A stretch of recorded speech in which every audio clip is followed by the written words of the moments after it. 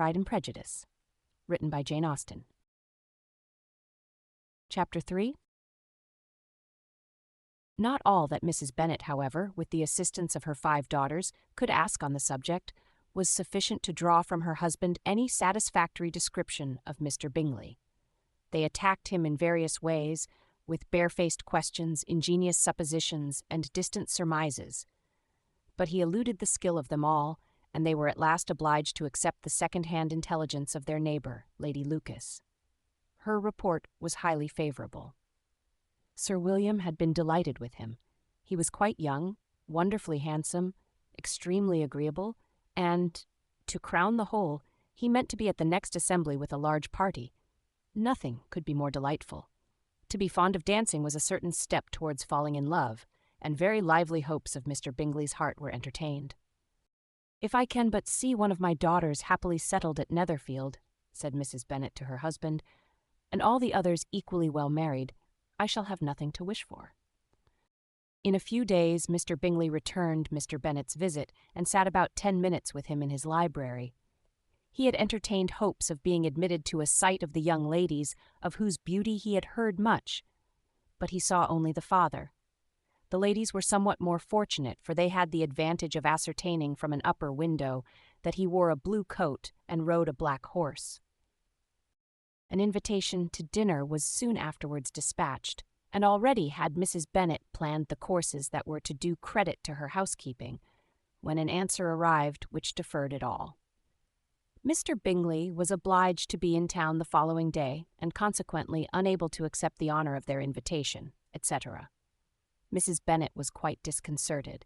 She could not imagine what business he could have in town so soon after his arrival in Hertfordshire, and she began to fear that he might always be flying about from one place to another, and never settled at Netherfield as he ought to be. Lady Lucas quieted her fears a little by starting the idea of his being gone to London, only to get a large party for the ball, and a report soon followed that Mr. Bingley was to bring 12 ladies and 7 gentlemen with him to the assembly.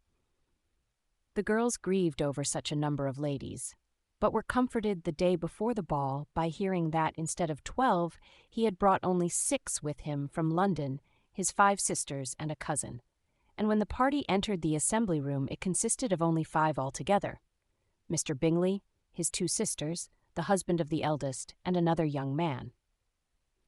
Mr. Bingley was good-looking and gentlemanlike.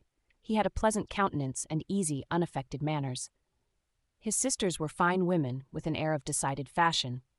His brother-in-law, Mr. Hurst, merely looked the gentleman, but his friend Mr. Darcy soon drew the attention of the room by his fine, tall person, handsome features, noble mien, and the report, which was in general circulation within 5 minutes after his entrance, of his having 10,000 a year.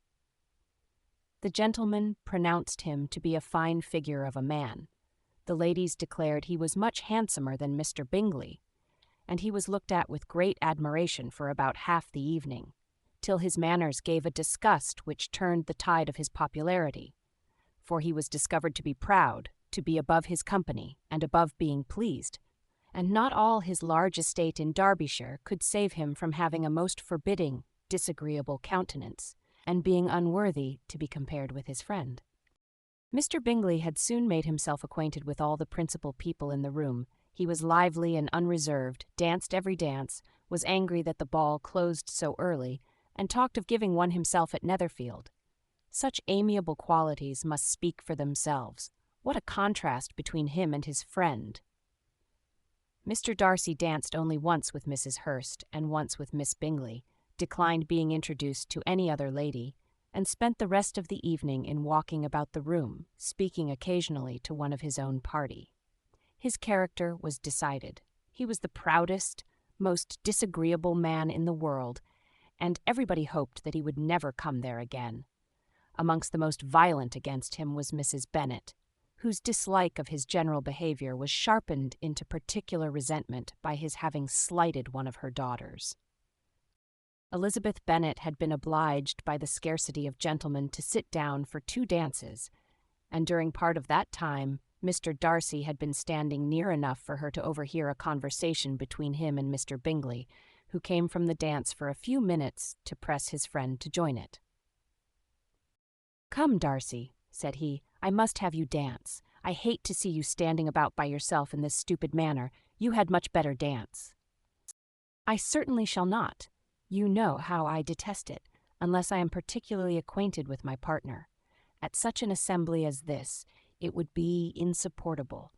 Your sisters are engaged, and there is not another woman in the room whom it would not be a punishment to me to stand up with." "I would not be so fastidious as you are," cried Bingley, "for a kingdom. Upon my honor, I never met with so many pleasant girls in my life as I have this evening, and there are several of them, you see, uncommonly pretty." "You are dancing with the only handsome girl in the room," said Mr. Darcy, looking at the eldest Miss Bennet. "Oh, she is the most beautiful creature I ever beheld, but there is one of her sisters sitting down just behind you, who is very pretty, and I dare say very agreeable. Do let me ask my partner to introduce you." "Which do you mean?" And turning round, he looked for a moment at Elizabeth, till, catching her eye, he withdrew his own, and coldly said, "She is tolerable, but not handsome enough to tempt me, and I am in no humour at present to give consequence to young ladies who are slighted by other men. You had better return to your partner and enjoy her smiles, for you are wasting your time with me." Mr. Bingley followed his advice. Mr. Darcy walked off, and Elizabeth remained with no very cordial feelings towards him. She told the story, however, with great spirit among her friends, for she had a lively, playful disposition, which delighted in anything ridiculous. The evening altogether passed off pleasantly to the whole family. Mrs. Bennet had seen her eldest daughter much admired by the Netherfield party. Mr. Bingley had danced with her twice, and she had been distinguished by his sisters. Jane was as much gratified by this as her mother could be, though in a quieter way. Elizabeth felt Jane's pleasure. Mary had heard herself mentioned to Miss Bingley as the most accomplished girl in the neighbourhood, and Catherine and Lydia had been fortunate enough to be never without partners, which was all that they had yet learnt to care for at a ball. They returned, therefore, in good spirits to Longbourn, the village where they lived, and of which they were the principal inhabitants. They found Mr. Bennet still up. With a book he was regardless of time, and on the present occasion he had a good deal of curiosity as to the event of an evening which had raised such splendid expectations. He had rather hoped that all his wife's views on the stranger would be disappointed, but he soon found that he had a very different story to hear. "Oh, my dear Mr. Bennet," as she entered the room, "we have had a most delightful evening, a most excellent ball. I wish you had been there. Jane was so admired, nothing could be like it. Everybody said how well she looked, and Mr. Bingley thought her quite beautiful, and danced with her twice. Only think of that, my dear. He actually danced with her twice, and she was the only creature in the room that he asked a second time. First of all, he asked Miss Lucas. I was so vexed to see him stand up with her, but, however, he did not admire her at all. Indeed, nobody can, you know, and he seemed quite struck with Jane as she was going down the dance. So he inquired who she was, and got introduced and asked her for the two next. Then the 2/3 he danced with Miss King, and the 2/4 with Maria Lucas, and the 2/5 with Jane again, and the 2/6 with Lizzie and the Boulanger. "If he had had any compassion for me," cried her husband impatiently, "he would not have danced half so much. For God's sake, say no more of his partners. Oh, that he had sprained his ankle in the first dance." "Oh, my dear," continued Mrs. Bennet, "I am quite delighted with him. He is so excessively handsome, and his sisters are charming women. I never in my life saw anything more elegant than their dresses. I dare say the lace upon Mrs. Hurst's gown." Here she was interrupted again. Mr. Bennet protested against any description of finery. She was therefore obliged to seek another branch of the subject, and related with much bitterness of spirit and some exaggeration the shocking rudeness of Mr. Darcy. "But I can assure you," she added, "that Lizzie does not lose much by not suiting his fancy, for he is a most disagreeable, horrid man, not at all worth pleasing. So high and so conceited that there was no enduring him. He walked here, and he walked there, fancying himself so very great, not handsome enough to dance with. I wish you had been there, my dear, to have given him one of your set-downs. I quite detest the man."